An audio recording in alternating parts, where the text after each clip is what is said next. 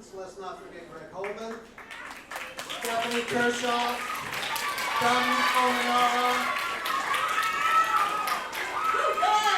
And thank you as always to the, exactly, thank you very much to our front office staff, Leslie and Veronica. And last but not least, Principal Casey Chabola, your principal. Yeah, very good. Everyone fired up? Excellent. I think it's time we introduce some writers here and get this show started. What do you think? I'm game. Let's do it. All right, let's bring in them in. They're out writers. here. They're waiting for their red carpet entrance. Okay. And so Meredith is going to introduce everybody. All right. These writers have given up their recess, their lunchtime to come and write stories with us. And they are so creative, and we are so grateful that we got to spend our time with them. So let's see. First, in no particular order, we have Bilal. All right. Oh, let me see. And we have Mia. Mia. All right. Here she comes. All right. No Mia? Okay. You're not, but we'll see. We'll see Mia soon. How about Sloan? All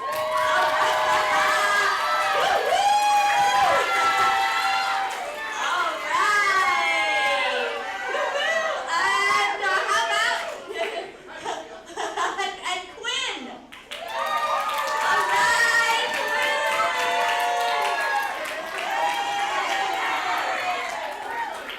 All right. And Elena.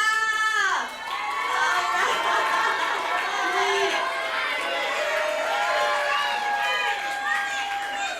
Where's our JC? JC. Oh my. I guess they like their class president, don't they, huh? What about Emma?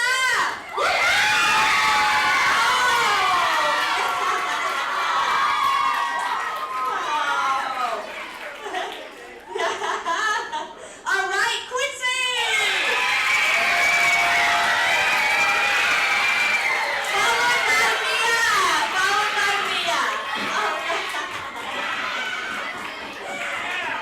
my goodness.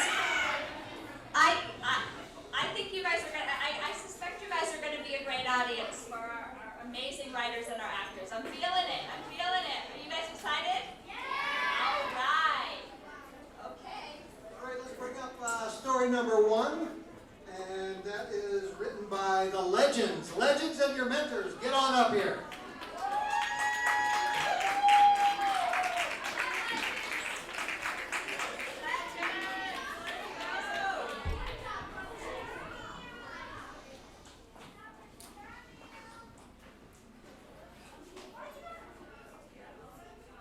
Come on, Mia. And Vincent couldn't be with us, but he helped. Okay, so we're the Legends. Do you want to introduce yourself? My name is Bilal.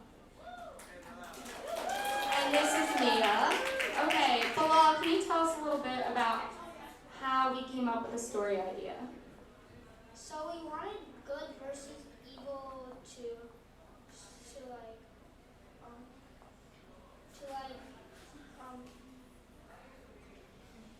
What about, how'd you come up with our main character? You guys want me to say? Okay. How did we make the story more interesting?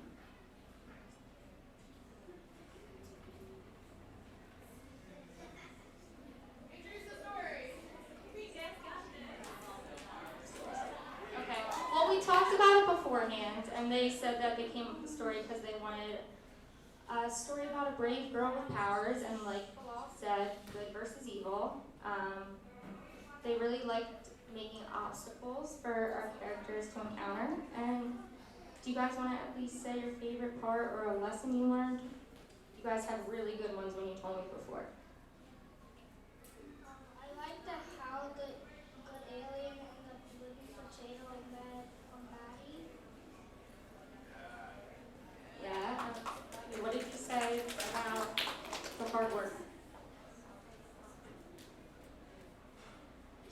hard work pays off, is what she learned. Okay. This is why we're writers and not actors, right? All right. Well, let's go. Hey, this is Maddie versus the evil alien. Saving the world comes with perseverance and courage. Interior, abandoned building on a farm, middle of the night. Maddie, an ordinary 16-year-old girl with one brown eye and one blue eye, lies awake, scared. She overhears a conversation coming from downstairs. We got the girl! Maddie starts to cry. She looks at the picture in her locket, her and her parents when they were younger. Now we're ready to destroy the earth! Maddie searches the small, old room. She whispers to herself. I have to find a way out! She waits for the mysterious man and woman to fall asleep, then tiptoes to the door. Maddie slowly opens it. As soon as she steps out, alarm sounds. A beep, beep, a siren, a robot. Mysterious man appears on an electric scooter. He is ageless, tall, has a short mustache. Maddie jumps. He grabs her and puts her back into the room. The door locks. I must find a way! I will save the day! She moves quickly through the room and notices a dresser blocking something.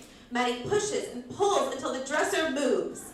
She sees a window and uses her hairpin to unlock it. Exterior, farm. A mattress is thrown through the window, followed by Maddie, who lands on it. She runs as fast as she can away from the abandoned building towards a glowing barn. Interior, glowing barn.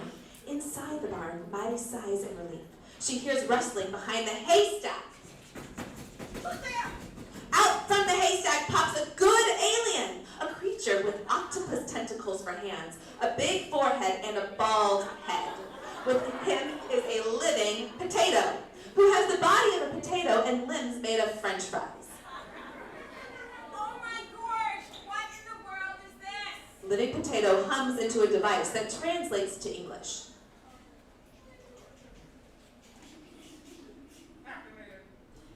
Don't worry. We are here to help you. Explain yourselves! Those people who took you work for an evil alien. My twin brother. Well, why did they take me? You have special powers. My brother wants to use your powers to take all the electricity from Earth. What powers? We'll show you how to use them. Exterior basketball court. Evil alien looks just like good alien, but is green and has less tentacles. Shoots hoops when he gets a call. He is so shocked, he completely misses a shot.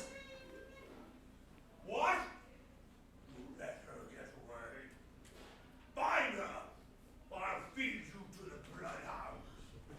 Matter of fact, I'll turn you into bloodhounds.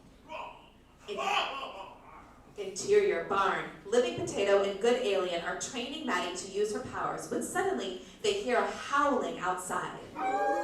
As the bloodhounds enter, Maddie looks at the walls of the barn carefully. I believe! Suddenly, a tidal wave breaks open the barn. At the same time, living potato and good alien are in shock. Oh my God! They use metal scraps to ride the wave out of the barn away from the bloodhounds. They continue to ride the wave for 4 days until they come upon a castle.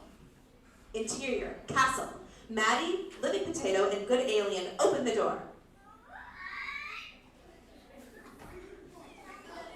Hello? Where are we? I don't know. I think we're in a king and queen's place. Maddie wanders around and discovers a door with a blue monarch butterfly on it. She opens it and looks around a baby's room. Maddie runs to living potato and good alien. I think I know where we are. Follow me! Interior butterfly room. Maddie leads them into the room. I remember now. This was my room when I was a little girl.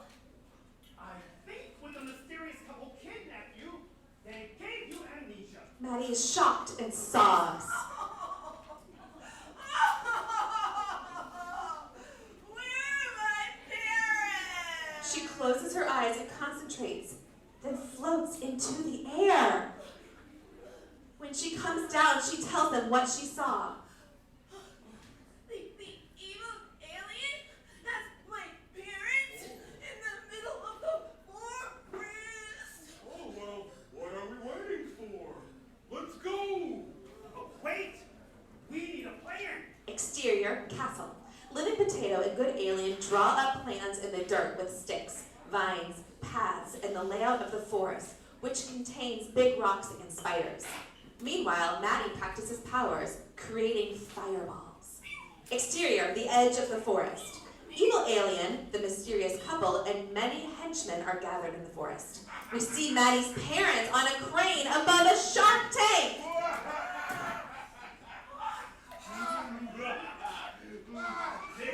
This will bring Maddie back to us. The henchmen laugh. Exterior, forest. Maddie, Living Potato, and Good Alien are covered in mud and leaves. They're tired and nervous, but keep moving. They see a UFO close by. Probably my brother. Get ready to battle! I'm ready to save my parents. Exterior, edge of the forest. Evil Alien spots Maddie, Living Potato, and Good Alien approaching. He sends his henchmen after them, tall, skinny men in black suits. They are led by mysterious men and women. Capture the girl! Living Potato starts hurling potatoes at them. Good Alien distracts them by doing 5 backflips and dancing. Maddie opens her arms. Rain falls into one hand. Lightning strikes the other. Cracks fill the ground. She sees her parents and is so excited that she claps. When she claps, the water and fire power combine to create a purplish black gem. Evil Alien tries to steal the gem using his basketball skills, but Maddie does a stunt over them. Maddie finally gets to her parents. She tosses the gem into the air while Evil Alien tries to throw a rock at the gem. He misses. I should have practiced basketball. The gem lands into the shark-filled water. The water turns to stone. The Evil Alien and the henchmen disappear. Maddie, Living Potato, and Good Alien get Maddie's parents down. They hug. The Living Potato farts. Excuse me. They all laugh. The end.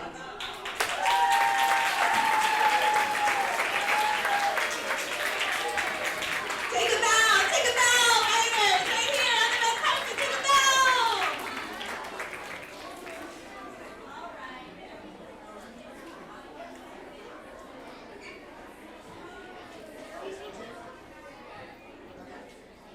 All right, very good. All right, next up, we have Team Void, led by Linda Trujillo. She's going to introduce the story and the writers. Hi. I'll have the writers introduce themselves. So, Hi, I'm JC9. I'm Emma Powell. And I'm Quincy.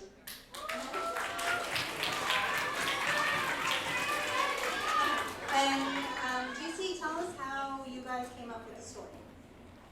Well, how we came up with the story was I was joking about my friend getting together with my other friend, but we based it on pickles. So then, yes, I know.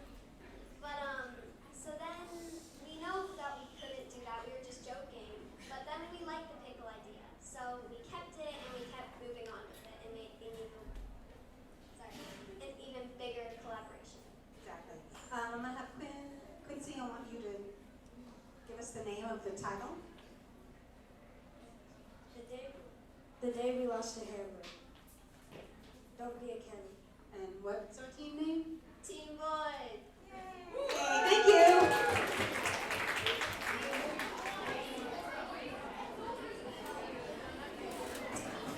Are you guys ready? All right. The day we lost the corridor.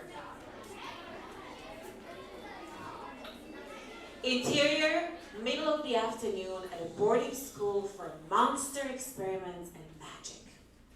Outside on the playground, a pickle boy named Daquovian Shitavian Bartholomew Jackson III Jr. is hanging out with his friends, a pickle named Morty, bun, tomato, onion, and lettuce, talking about transforming balloons when suddenly they think they hear a scream. All of them stop talking and look at each other. Bun shrugs his shoulders. Wait, didn't that sound like Patricia? That does sound like my sister! All of the friends run back into the school towards the scream. Interior science fiction class. All of the friends run into their science fiction class and find a broken window by the book area. They all start looking around for clues and find a classroom checking the list. Look at this check-in list. It shows my sister checked in, but never checked out. All of the friends get scared, except for that Quavian. Don't be afraid. We'll find her. All the friends go into the dark forest, except for Bun, who decides to stay behind. Interior, principal's office. The principal, a killer clown named Rosemary, is supposed to be working, but is chuckling to himself. I made that trap for the students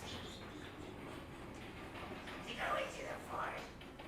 But I really have Patricia in my secret underground lair.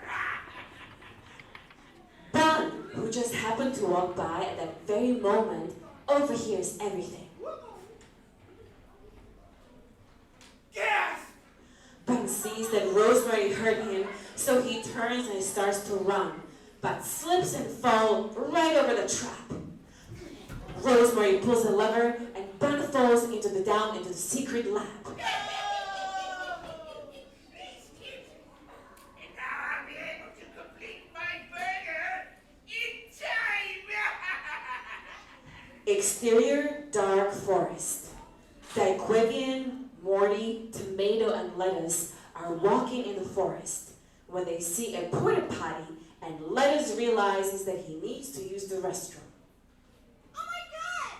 So happy to see a toilet out here. I'll be right back. Daquavian and Morty wait for their friend. A few minutes later, Lettuce finishes, pulls the toilet chain, and a trap opens up, and he falls into it.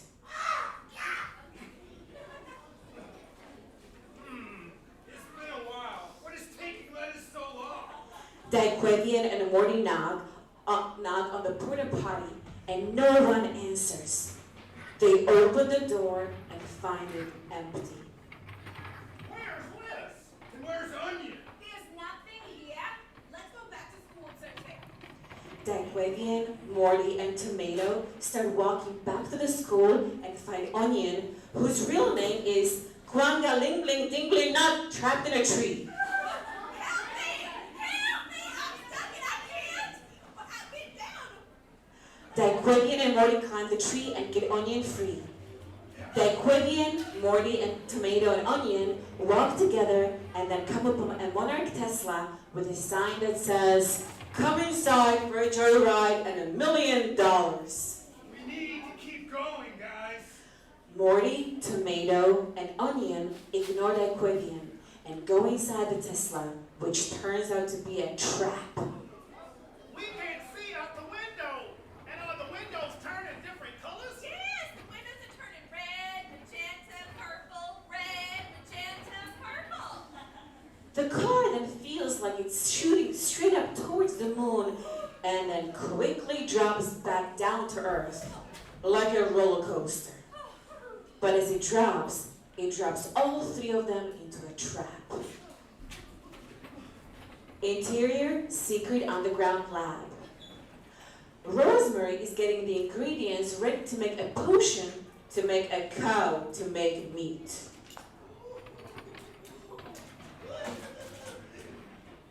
This cow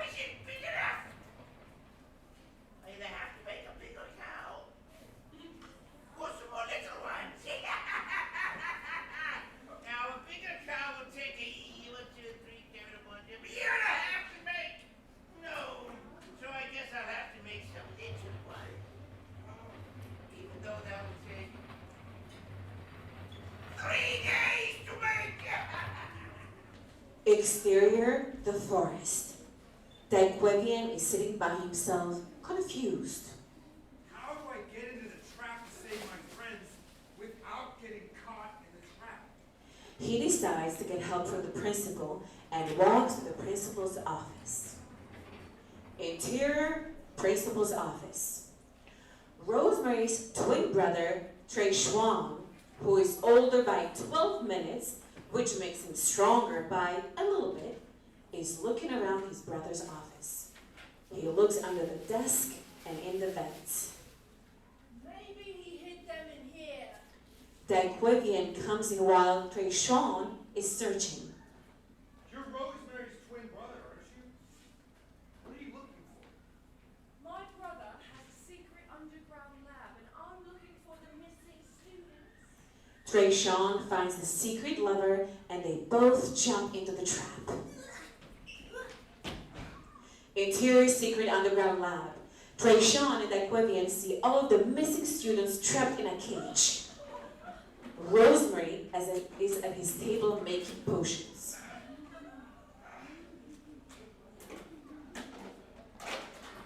I'll hold off my brother while you save everyone, but be careful.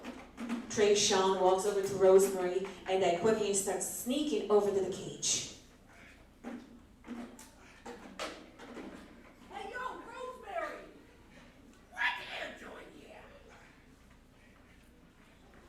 I came to see if you wanted to maybe go to lunch. Nah, I'm busy, bro. As Daiquevian gets closer to the cage, all of his friends see him and starts yelling.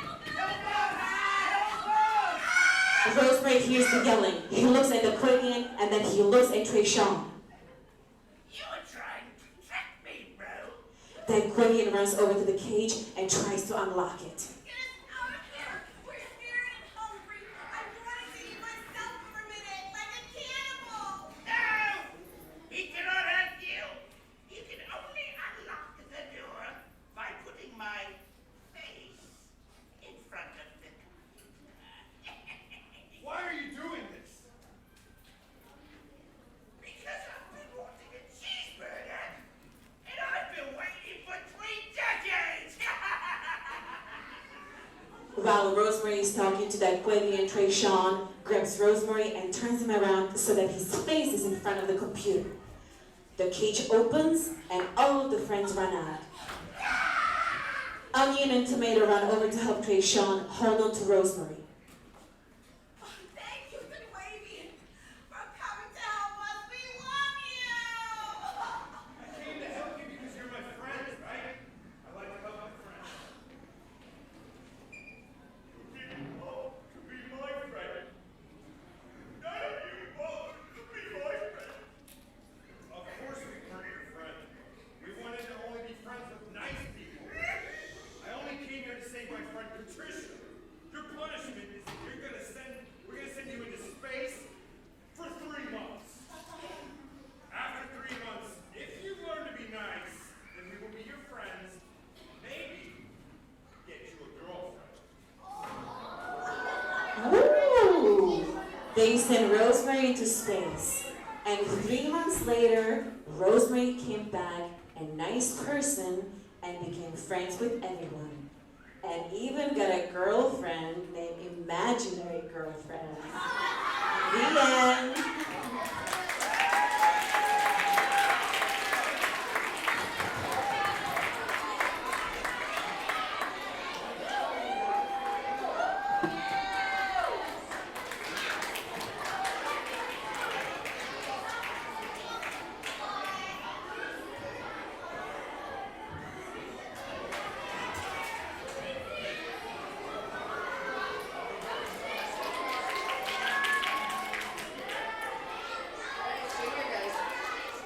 Alright guys, we've got one last story for you, so hang tight, it's going to be exciting. Alright, so I want to start by asking Quincy, can you tell me what your favorite part of Young Storytellers was?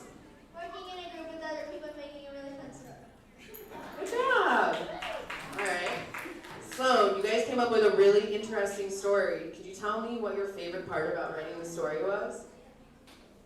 My favorite part about writing the story was getting new ideas, I guess, yeah, from Quinn and Elena. Good job. All right, Alana. Can you introduce the story and tell us what our tagline is? When Stephanie and the Magical Orb, two mer animals on an underwater mission. Will they fail or will they succeed? All right, awesome, guys. Let's go watch it.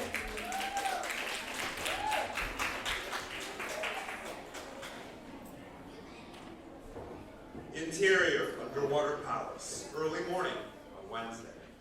Queen Stephanie, an artistic, sassy 24-year-old mare tiger with a gold tail, is singing in her palace happily.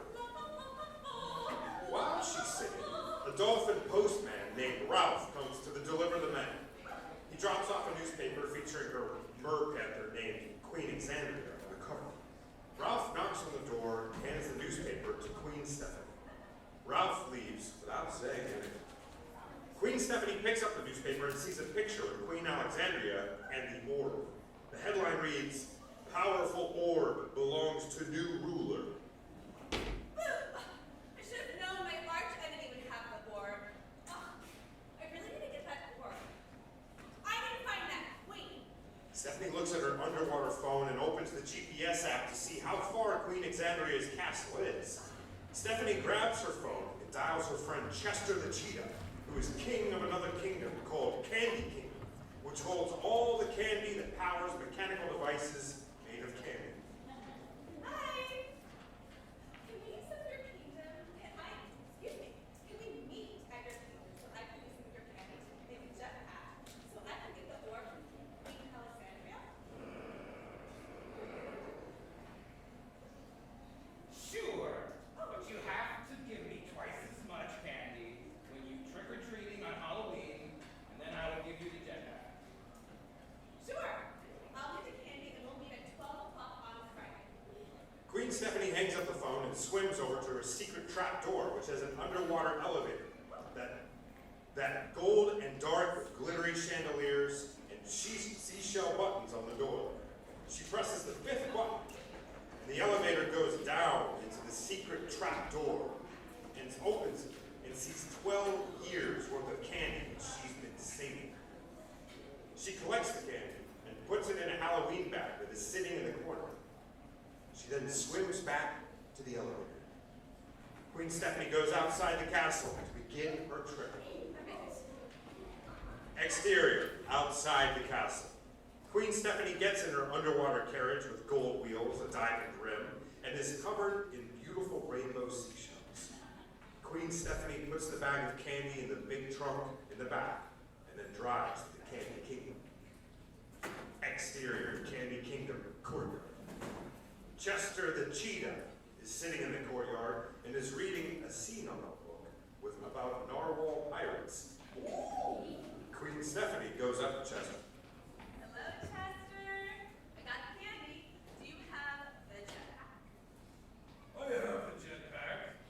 Now hand me the candy. I'll give it to you in return.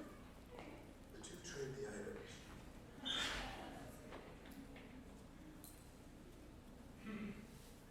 There's a warning I'm supposed to tell you about that thing, but I can't remember what it is. Oh well. Good luck getting the orb. Queen Stephanie gets back in her gold carriage and puts the jetpack in the trunk. As she is driving off, she hears a noise from outside. Just so you know, the candy is only gonna work for a few minutes because it's expired. So work fast. Fortunately, Stephanie doesn't hear him. Exterior, outside Candy Kingdom. Stephanie puts the jetpack on and starts swimming super quickly so the candy won't dissolve. She travels for 4 hours and 40 minutes and ends up outside Queen Exandria's place. The palace is big, old, and has pearls all over it. All of a sudden, she hears a gigantic screech. Maria, the kitty spider, is a 6-foot spider with orange stripes and pink ears, red eyes, and pearly legs. Exterior, Queen Exandria's castle courtyard, same time. The courtyard is dark with a little bit of light coming through the windows because of Queen Alexandria's trophies gleaming through the sun. The trophies are shaped like seashells that she won through underwater sports that she competed in. One of the trophies has 3 dolphins on it and a rainbow seashell crown, which is her favorite. Queen Alexandria, who is an 18-year-old mer panther with a silver tail with a rainbow seashell at the end. She is very bossy and very smart. She looks through the window and sees her arch nemesis, Queen Stephanie, who is being confronted by Maria the kitty spider. I am so smart. I know all of Queen Stephanie's weaknesses. And her biggest fear is spiders. My pet Maria, the kitty spider, will surely take care of her. Exterior, outside Candy Kingdom at the same time.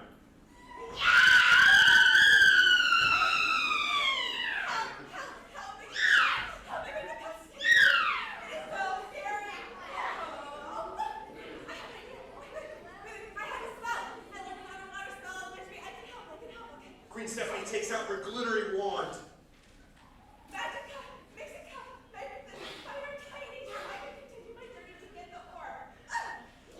The spider starts to shrink and lets out a loud screech as it becomes the size of a mouse instead of 6 feet tall. Maria realizes she is now a smaller spider and now feels super defeated and disappointed and decides to run away, feeling sad and mad at the same time. Queen Alexandria's castle courtyard at the same time. Rats! It looks like I'll have to take care of Queen Stephanie myself. Queen Alexandria goes to her garage, which is covered in seashells. She gets her underwater carriage. Hers has pearl wheels and is made of whale fossils and seashell carvings in them, and is glittery. She drives her carriage through the courtyard to where Queen Stephanie is. Exterior, outside Candy Kingdom, where Queen Stephanie is, 5 minutes later. Queen Alexandria gets out of the carriage and swims up fast to Queen Stephanie. Thanks to you, I have to get my new kitty spider because you'll make my pet away. Well, I'm sorry. Maybe you shouldn't have made your kitty spider fluffy. I would have had to shrink it. I'll challenge you to a duel. And if you win, I'll let you have your orb. But if I win, then you leave and never come back to the orb ever again. Queen Stephanie uses her magic wand to grab a candy cane tree and throw it at Queen Alexandria. Queen Alexandria pulls out a shield from her pocket and blocks the candy cane. She then sends a rope whip spell that spins around Queen Stephanie, trying to trap her. Queen Stephanie uses her magic to try to free the ropes. Queen Stephanie uses a cutting spell, which makes a magical pair of green scissors appear and cuts it in half. Magic can make this panther disappear. A blue flash of light shoots out of Queen Stephanie's hand, but it misses. Queen Alexandria swerves to the left, and the blue flash hits Queen Alexandria's carriage, which is behind her, and causes it to disappear. Rats! Now I have to buy a whole new carriage because of you. Queen Alexandria gets super mad because her carriage is now gone. So Queen Alexandria sends out a huge burst of purple and blue light with sparkles in it that is supposed to be a slowing spell. It goes in the air and explodes, barely missing Queen Stephanie, and is accidentally hitting a seahorse named Solana, who was on her way to seahorse school. All of a sudden, Solana starts moving super slow. Ha! You missed. What's happening to me? It's a slow motion spell. It was supposed to hit Queen Stephanie, not you. That spell was super enchanting and really beautiful. And I really liked the sparkles that created. Oh, thanks. I've been studying sparkle magic for a while now. Suddenly, they both see out of the corner of their eye a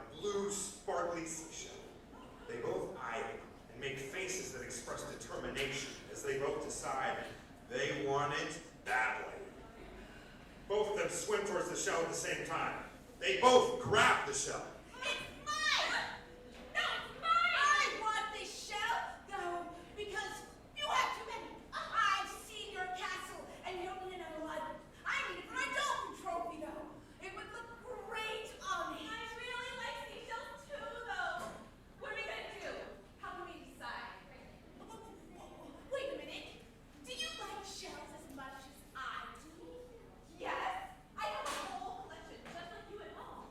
It's so pretty, and I really love this new shell. To be part of my collection. How about we share the shell? Because I can tell that we both really want what we both really want, and fighting isn't getting us anywhere. Well, okay, I got an idea. How about we share the orb too? So I can use it some days and you can use it others. We could switch it off every week and both enjoy its magic. Suddenly, we see Chester the Cheetah running up to Queen Stephanie as fast as he can. He stops right in front of her, panting, trying to catch his breath. Just so you know, the candy is now expired. Not gonna work. Yeah, I know, but you're already a little late. We've already found a solution to the solution. Oh, well then I guess my job here is done. Chester the Cheetah runs back to Candy Kingdom as fast as he can. Queen Stephanie turns around and sees just black ash where the candy jetpack that she had been wearing used to be. What is that black ash? It's probably the jetpack that I used to get here that expired. Eventually, everything runs out of time, especially when it comes to sugar or candy. Jelly beans are always gone first. Queen Alexandria grabs some jelly beans from her pocket and throws them in her mouth. I love jelly beans too. The two queens then decided to live happily ever after and shared the orb and jelly beans for the rest of time. The end.